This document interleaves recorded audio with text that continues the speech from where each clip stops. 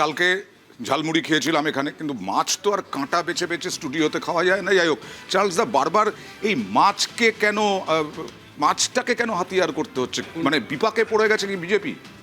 দেখুন, একটা কথা প্রথমেই বলবো যে মাটন কষা আর বাংলা ভাষা এটা নিয়ে নো কম্প্রোমাইজ। আচ্ছা। হ্যাঁ, আর একটা কথা মনে রাখতে হবে, আমরা এখানে কোনো মোরাল পুলিশিং করতে আসিনি। কে কি খাবে, কে কি পড়বে, কে কি শুনবে, কে কোথায় যাবে, তাদের ব্যাপার এসব নিয়ে বিজেপি মাথা গলায় না। মাছ নিয়ে এত আমার যেটা মনে হয় মমতা বন্দ্যোপাধ্যায় ইন্টেনশনালি, স্ট্র্যাটেজিক্যালি এবারের মূল ইস্যু থেকে সরে আসছে।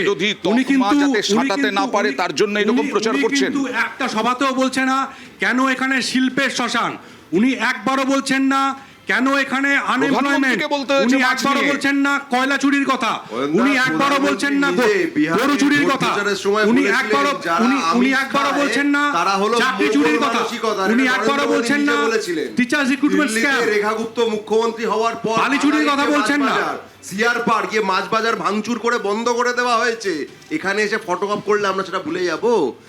যে রাজ্যে যেখানে যেখানে বিজেপির শাসন রয়েছে, কিন্তু পশ্চিমবঙ্গের সংস্কৃতি বদলাবে না বলছে তো বিজেপি, এই যে ফেসবুক পোস্টে দেখলাম। রান্নাঘরে কে আমি তো খোলা খাইনি। আজকে পশ্চিমবঙ্গের সংস্কৃতি বদলাবে কিনা এইটা নিয়ে বিজেপিকে আগ বাড়িয়ে বলতে হচ্ছে। কেন বলতে হচ্ছে? পশ্চিমবঙ্গের সংস্কৃতি মানে কি? সেখানে আমাদের যে বাঙালি হিন্দুদের যে রীতিনীতি, আমি যদি স্পেসিফিক ভাবে করি, কালীঘাটের মায়ের মন্দিরের মহাপ্রসাদ আজ অব্দি বিজেপির কজন নেতা এসে ছুঁয়ে দেখেছে?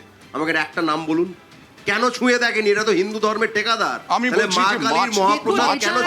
মাছ ভাত হচ্ছে বাঙালির প্রিয়। মাছ খেতে দেয় না, মাংস খেতে দেয় না, যে মাছ বাঙালির প্রিয়, যে মাছ বাঙালির প্রিয়, সেই মাছের কি অবস্থা দেখুন। ফিশ মাফিয়া, তৃণমূল আশ্রিত ফিশ মাফিয়াদের জন্য আজকে বাংলা মাছে পিছিয়ে গিয়েছে। আমাদের ফিশ মাফিয়া। হ্যাঁ, আচ্ছা, এটার কিন্তু একটা কনটেক্সট আছে।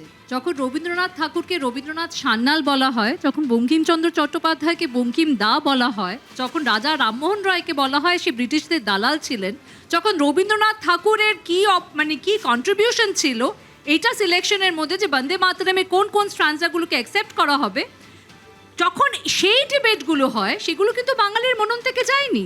তখন সেই পার্টিকে যদি আমরা অ্যান্টি বাঙালি পার্টি বলি, তার মধ্যে কিন্তু কোনো ভুল নেই।